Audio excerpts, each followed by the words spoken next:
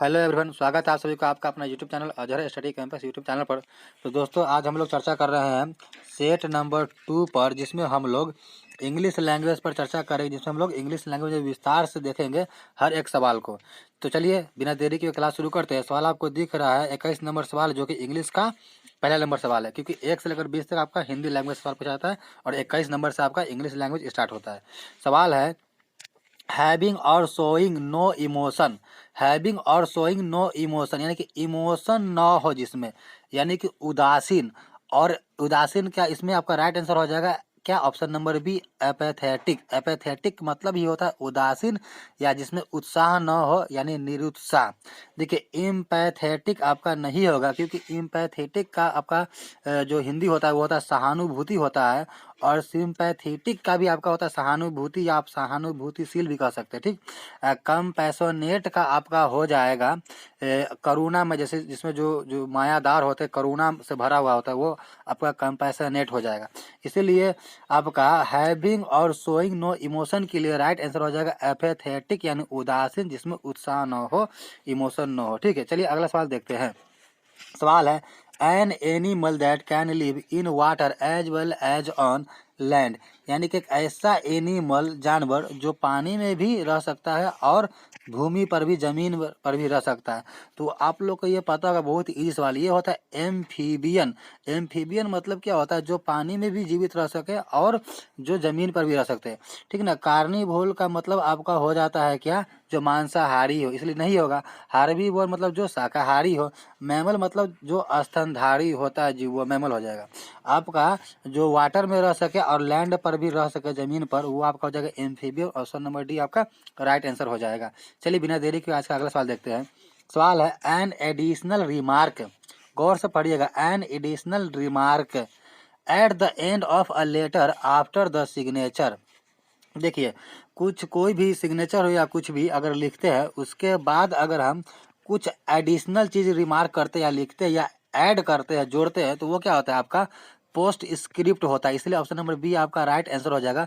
Post script का मतलब ही होता है कि बाद में जोड़ा जाना या लिखा जाना। जैसा कि आपको यहाँ पर क्लियर दिख रहा है, इस सवाल में बोला कि एन एडिशनल रिमार्क ऐड किया जा रहा है at the end of letter, after, बाद में, आफ्टर द सिग्नेचर मतलब सिग्नेचर के बाद में, या जो कोई चीज लिखते हैं उसके बाद में जो हम ऐड करते हैं उसे ही क्या कहता है, पोस्ट स्क्रिप्ट कहा जाता है। इसलिए आपका ये ऑप्शन नंबर बी ही राइट आंसर हो जाएगा। तो चलिए अगला सवाल देखते हैं।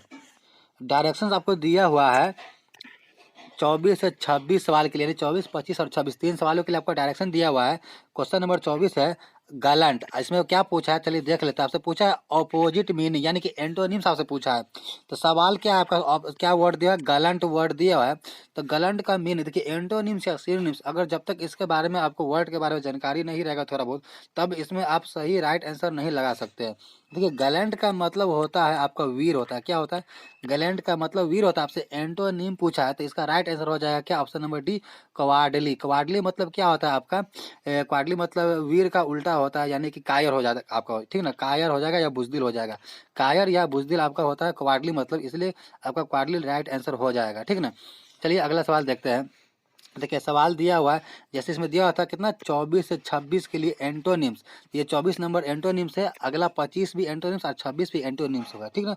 तो 26, 25 नंबर आपको दिया हुआ है कितना, ये कौन सा दिया, वर्ड हार्टी दिया हुआ है। हार्टी मतलब क्या हो जाएगा, जो हार्ट से रिलेटेड होगा वही हार्टी होगा।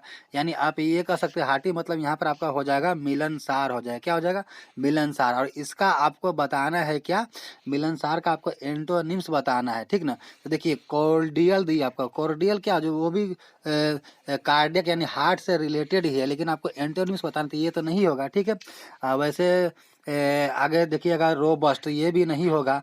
अलूफ, देखिए अलूफ मतलब क्या हो जाएगा, अलूफ मतलब होता है अलग होता है, यही आपका राइट आंसर हो जाएगा।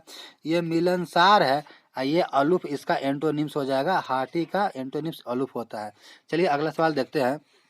दिया 26 नंबर, इसका भी एंटोनिम से बताना है। रेन, रेन एक वर्ड दिया हुआ है 26 नंबर आपको, रेन एक वर्ड दिया। रेन का मतलब होता है आपका शासन करना होता है। क्या होता है? शासन करना भी आपका हो जाता है रेन का मतलब। या आप इसका एक मीनिंग परबल भी लगा सकते हैं कि परबल होना भी होता है। एक मीनिंग इसका लगा सकते हैं परबल होना, शासन करना या परबल होना रेन का अर्थ होता है। इसका एंटोनिम्स आपको बताना है, ठीक ना, रेन का। तो रेन का एंटोनिम्स ऑप्शन के अकॉर्डिंग आपका यील्ड हो जाएगा। क्या हो जाएगा? यील्ड हो जाएगा, ठीक ना। जैसे कि इसमें जो आपको दिया हुआ है, मैं और भी बता दूं कि आपका इसका रेन का एंटोनिम्स क्या क्या हो सकता है। जैसे कि एक तो यील्ड मैंने बता दिया, एक सरेंडर भी आपका हो जाएगा। क्या हो जाएगा? सरेंडर भी आपका क्या हो जाएगा? एंटोनिम्स आपका हो जाएगा, ठीक ना। आपका सबॉर्डिनेशन भी आपका एंटोनिम्स हो जाएगा, ठीक ना। तो चलिए अगला सवाल देखते हैं। डायरेक्शन दिया हुआ है आपको 27 से 29 सवाल के लिए, यानी 27, 28 और 29 के लिए, और आपसे पूछा है कि best express the meaning of the given word, यानी कि आपसे सिनोनिम्स पूछा है। और 27 नंबर सवाल आपको दिया हुआ है चौक। चौक का मतलब होता है गला घोटना। चौक का मतलब आपका होता है क्या? गला घोटना हो जाता है। गला घोटना आपका होगा चौक का मीनिंग, ठीक है। और इसका सिनोनिम्स बताना है। तो इसका सिनोनिम्स के लिए आपका 4 ऑप्शन आपको दिया हुआ है। तो इसका सिनोनिम्स देखिए, ऑप्शन के अकॉर्डिंग जो आपका हो जाएगा वो ब्लॉक हो जाएगी, क्योंकि ब्लॉक मतलब भी आपका होता है गला घोटना। या इसका और भी कई सिनोनिम्स, जैसे कि आपका हो जाएगा गैग हो जाएगा एक सिनोनिम्स, एक ब्लॉक हुआ, एक गैग हो जाएगा, एक स्टीफल हो जाएगा। आपका स्टीफल भी इसका सिनोनिम्स हो जाएगा, स्टीफल भी इसका सिनोनिम्स हो जाएगा। तो इसीलिए आपका चौक का हो जाएगा right answer option number C, block. चलिए अगला सवाल देखते हैं। सवाल दिया है यहाँ पर आपका जो वर्ड दिया है मार्वेलस दिया है, ठीक है। 28 नंबर सवाल आपका मार्वेलस दिया है। मार्वेलस का मतलब होता है शानदार। मार्वेलस का मतलब आप भी जानते होंगे, मार्वेलस का मतलब होता है शानदार, या आप कह सकते हैं आश्चर्यजनक भी होता है मार्वेलस का मतलब, ठीक है। और इसका सिनोनिम्स आपको बताना है, क्योंकि यहाँ पर आपको 27 से 29 के लिए आपको सिनोनिम्स पूछा है। तो यहाँ 27 से 29 के लिए, तो 28 भी आपका सिनोनिम्स ही होगा, और 29 नंबर सवाल जो होगा वही आपका सिनोनिम्स ही होगा। तो मार्वेलस का हिंदी आपका होता है शानदार। और आपसे पूछा है क्या इसका सिनोनिम्स, तो डेंजरस मतलब आप जानते हैं कि डेंजरस मतलब होता है खतरनाक। चाइल्डिश मतलब आप जानते हैं कि चाइल्डिश मतलब जैसे कि बच्चों जैसा हो जाएगा, चाइल्डिश बच्चों जैसा। इनोसेंट मतलब आप जानते हैं कि इसका भी ये इनोसेंट का मतलब होता है आपका सिंपल, निर्दोष होता है, सीधा होता है। तो ये नहीं होगा, यानी अगर तीनों नहीं होगा तो ऑप्शन एलिमिनेशन मेथड से आप राइट आंसर लगा सकते हैं वंडरफुल। या जनरली ये तो आपको पता भी होगा, मार्वेलस का वंडरफुल ही होगा। मार्वेलस जैसे जनरली आप लोग सुने होंगे कई बार, मार्वेलस मतलब शानदार होता है, और वंडरफुल मतलब भी वही होता है। तो इसलिए ऑप्शन नंबर डी आपका राइट आंसर हो जाएगा। चलिए अगला सवाल देखते हैं। यहाँ पर डिसरप्ट दिया है, एक वर्ड है डिसरप्ट, ठीक है। 29 नंबर सवाल, इसका भी सिनोनिम्स ही आपको बताना, ये भी सिनोनिम्स है। और डिसरप्ट आपको दिया है, डिसरप्ट का मतलब होता है आपका, एक तरह से कह सकते हैं आप ये कि डिस्टर्ब होता है। डिसरप्ट या डिस्टर्ब दोनों एक ही बात होता है, इसलिए आपका option number C right answer हो जाएगा। देखिए डिस्टर्ब मतलब ये होता है क्या, डिस्टर्ब मतलब डिस्टर्ब यानी परेशानी या तितर बितर कर देना। और डिसरप्ट का मतलब ये होता है तितर बितर करना या हो जाना, ठीक है ना। तो इसलिए आपका option number C right answer हो जाएगा। चलिए अगला सवाल देखते हैं।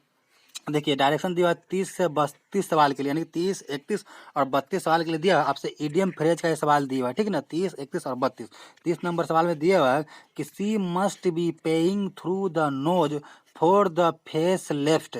देखिए paying through the nose, nose के थ्रू पे किया जा रहा है, भुगतान किया जा रहा है, ठीक है। तो आप यहाँ से लगा सकते हैं she must be paying through the nose for the face lift. देखिए तो पेइंग थ्रू द नोज का मतलब ही होता है कि एक्सेसिव पेमेंट करना। एक्सेसिव पेमेंट करना, क्या करना, एक्सेसिव पेमेंट करना मतलब कि एक्स्ट्रा पेमेंट कर देना। तो चलिए हम ऑप्शन में देखते हैं। पहला ऑप्शन दिया हुआ है कि पेइंग लेस देन नेसेसरी, ये नहीं होगा। दूसरा पेइंग टू मच, जी हाँ एक्सेसिव यानी एक्स्ट्रा पे करना, या पेइंग टू मच, यही आपका राइट आंसर हो जाएगा। चलिए अगला सवाल देखते हैं। 31 नंबर सवाल दिया कि he is putting the cart before the horse. Putting the cart before the horse bye purchasing furniture before buying a house, before buying a house, ठीक है। ये दिया आपका 4 ऑप्शन आपका दिया हुआ है, ठीक ना। तो इसमें से देखना, देखिए putting the cart before the horse का मीनिंग आपको अगर जानकारी है तो अच्छी बात, नहीं तो आप दिमाग भी लगा सकते हैं कि क्या कह रहा है कि बाय परचेजिंग हॉर्स, ऐसे दिमाग लगा सकते हैं कि हॉर्स को खरीदने से पहले कार्ट को रखा जा रहा है, पुट किया जा रहा है, ठीक है। जो ऑप्शन दिया हुआ है कि doing a thing in the wrong way, doing a thing in the wrong way आपको दिया हुआ है। और मैं आपको बता दूं कि जो होता है पुटिंग द कार्ट जो दिया हुआ है, इसका मतलब ही होता है कि कोई चीज़ को गलत तरीके से रखना, क्रम उलट पलट कर रखना। इसलिए ऑप्शन नंबर ए ही आपका राइट आंसर हो जाएगा, doing a thing in the wrong way, यानी गलत तरीके से रखना या उलट पलट कर रखना, यही आपका राइट आंसर हो जाएगा। तो चलिए अगला सवाल देखते हैं। सवाल है, what egged you on to become a social worker, social worker to become a social worker, what egged you on, ये दिया हुआ है, ठीक ना। तो आपका जो वाट एग्ड यू ऑन का जो मीनिंग आपका होता है वो होता है, देखिए एक क्या है, जो एग ऑन क्या होता है, एग ऑन जो होता है एक तरह से फ्रेज होता है, ठीक ना। तो इसका अर्थ ही होता है अर्ज, क्या होता है, अर्ज हो जाता है, अर्ज होता है, इसका अर्थ ही अर्ज होता है। अर्ज मतलब आप किसी चीज को क्या होता है, प्रेरित करना होता है, किसी को प्रेरित करना ही अर्ज कहलाता है।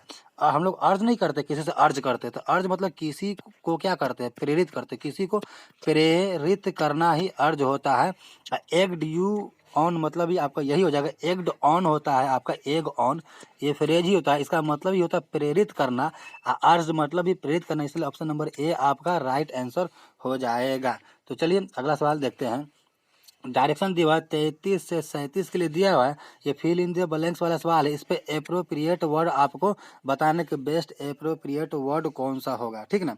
तो चलिए सवाल देखते हैं। सवाल दिया है कि those who dash off their riches aren't truly rich, aren't truly rich, देखिए those who dash off, off लगा तो ऑफ से पहले क्या आएगा, देखिए तो अनाउंस नहीं होगा, क्लेम नहीं होगा, देखिए बोस्ट के साथ ऑफ लगता है, इसीलिए आपका बोस्ट आंसर हो जाएगा। बोस्ट के साथ ही आपको क्या होता है, मोस्टली ऑफ लगता है। बोस्ट ऑफ का मतलब ही आपको हो जाता है एक तरह से डिंग हाकना होता है। बोस्ट ऑफ जो होता है ना, बोस्ट ऑफ, ये इसका अर्थ ही होता है डिंग हाकना, बड़ाई करना, डिंग हाकना होता है। यानी those who boast of their riches aren't truly rich, इसलिए ऑप्शन नंबर डी आपका राइट आंसर हो जाएगा। चलिए आज का अगला सवाल हम लोग देखते हैं। देखिए सवाल दिया हुआ है कि the dash a separate cabin to each employee, देखिए यानी कि सारे मतलब जितने भी एम्प्लॉय है, प्रत्येक एम्प्लॉय के लिए एक सेपरेट कैबिन क्या कर रहा है, दी डैश, तो दी अलॉटेड होगा या असर्टेड होगा या ऑन्ड होगा या अपॉइंटेड, आप जानते हैं कि दी अलॉटेड ही होगा, the allotted a separate cabin to each employ, यही आपका राइट आंसर हो जाएगा, यही एप्रोप्रिएट वर्ड होगा, इसलिए ऑप्शन नंबर ए आपका हो जाएगा, ठीक है ना। चलिए अगला सवाल देखते हैं। सवाल है, आई डोंट हैव एनफ मनी, यानी कि मेरे पास पर्याप्त मात्रा में जो रुपया पैसा नहीं है, enough money to dash photography as a serious hobby, एक सीरियस हॉबी जो है फोटोग्राफी का, इसके लिए क्या हो जाएगा, देखिए यानी कि I don't have enough money to assist नहीं होगा, इनलिवन भी नहीं होगा, अंटी भी नहीं होगा, या अंटाई जो भी कीजिए नहीं होगा, क्या होगा आपका परसू हो जाएगा। I don't have enough money to pursue photography as a serious hobby, serious hobby जो मेरा फोटोग्राफी के लिए, इसके लिए मैं परसू नहीं कर सकता हूँ, मेरे पास पर्याप्त मनी ही नहीं है, तो परसू ही आपका option number D right answer हो जाएगा, यही एप्रोप्रिएट वर्ड होगा, ऑप्शन नंबर डी आपका एप्रोप्रिएट वर्ड हो जाएगा। चलिए बिना देरी किए आज का अगला सवाल देखते हैं।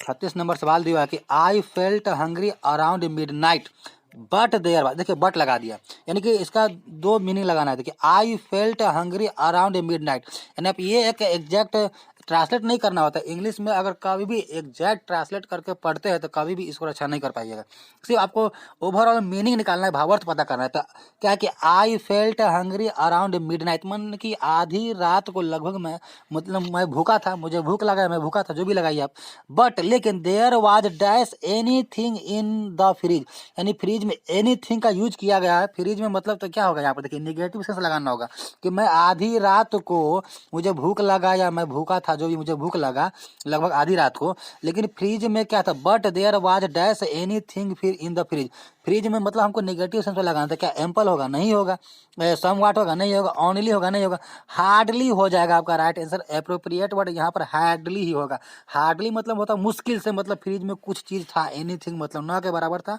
मतलब मुश्किल से कोई चीज़ था, ठीक ना, इसलिए आपका D option number right option हो जाएगा। देखिए इंग्लिश में हमेशा आप ओवरऑल मीनिंग लगाइएगा, एग्जैक्ट ट्रांसलेट करने की कोई ज़रूरत नहीं है। चलिए अगला सवाल देखते हैं। सवाल दिया हुआ है आपका 37 नंबर सवाल दिया कि Newton discovered the dash of gravity while watching an apple fall from the tree. देखिए ये तो बहुत ही फेमस चीज़ है। यहाँ पर डैश ऑफ ग्रेविटी दिया हुआ है तो सिंपल सा आप आंसर लगा सकते हैं। देखिए बिलीफ थोड़ी ये होगा, कोड नहीं होगा, थीसिस में प्रिंसिपल ऑफ ग्रेविटी होता है ना, ग्रेविटी का सिद्धांत होता है, प्रिंसिपल ऑफ ग्रेविटी, यानी ऑप्शन नंबर सी आपका राइट आंसर हो जाएगा। चलिए अगला सवाल देखते हैं। देखिए डायरेक्शन दिया हुआ 38 से 40 सवाल के लिए, यानी 38, 39 और 40 सवाल के लिए, और ये हम पूछा क्या, मिसपेल्ट वर्ड आपको बता रहा है, मतलब 4 में से 3 सही होगा, एक मिसपेल्ट होगा यानी गलत होगा, यही आपको बताना है। जो कि 38, 39 और 40 है, तीनों सवाल में आपको मिसपेल्ट बताना है। तो देखिए यहाँ पर दिया है 3 टेंट दिया हुआ है, तो पहला ही आपका गलत है, इसका मतलब पहला गलत है, बाकी सब सही। देखिए थर्मोमीटर ये सही है, थैंक्स गिविंग ये भी सही है, थ्रू आउट सही है। देखिए 3 टेंट गलत क्यों होता है, देखिए 3 टेंट में होता है THREA, TENED। देखिए यहाँ पर ई तो है, ए गायब कर दिया था ऑप्शन ए में, इसलिए आपका option number A right answer हो जाएगा। चलिए 39 नंबर सवाल देखते हैं। इसमें आपका दिया है बाइंग, ये सही है, बाउंसिंग भी सही है, बॉक्सिंग भी सही, अगर तीनों सही है तो यही गलत होगा, गलत ही पूछा है आपसे, तो इसलिए बिगिनिंग हो जाएगा। देखिए बिगिनिंग का जो स्पेलिंग होता है ना, आपका होता है बिगिनिंग का होता है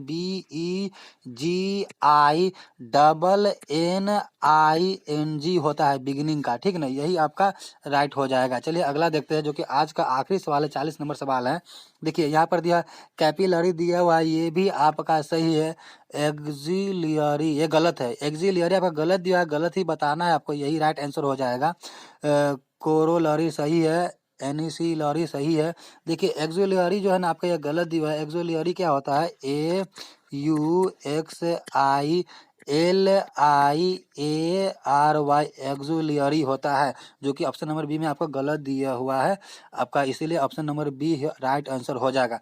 दोस्तों उम्मीद करते हो कि वीडियो आपको अच्छा लगा होगा। अगर वीडियो अच्छा लगे तो चैनल को सब्सक्राइब कर बेल आइकन को प्रेस जरूर कर लीजिए, ताकि जब भी वीडियो डाला जाए आपका इसका नोटिफिकेशन मिल जाएगा। और दोस्तों इस वीडियो के डिस्क्रिप्शन में आपको टेलीग्राम का लिंक मिल जाएगा, उसमें जाकर टेलीग्राम से जरूर जुड़ जाए, ताकि आपका जो भी क्लास का अपडेट होता है वो भी मिल जाए, और साथ ही साथ आपका जो मटेरियल होता है, स्टडी मटेरियल, वो भी आपको प्रोवाइड इस पर करवाया जाता है, वो भी आपको मिल जाएगा। और दोस्तों वीडियो को लाइक और शेयर जरूर कीजिए। तो मिलते हैं नए वीडियो में, नए टॉपिक के साथ, नए सेट के साथ, नए सब्जेक्ट के साथ। तब तक के लिए आप मस्त रहिए, स्वस्थ रहिए और राइट डायरेक्शन में लगन के साथ, मेहनत के साथ आप स्टडी करते रहिए।